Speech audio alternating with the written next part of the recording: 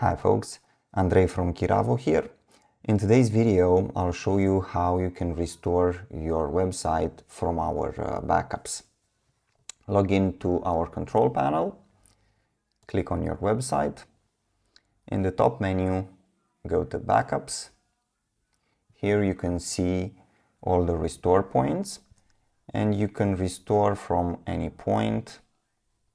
You see you have your automatic backups, your manual backups. So choose the date, then click on restore, then click website. So your live website, all files and databases will be restored from this moment in time. This will override and remove any changes made after this point.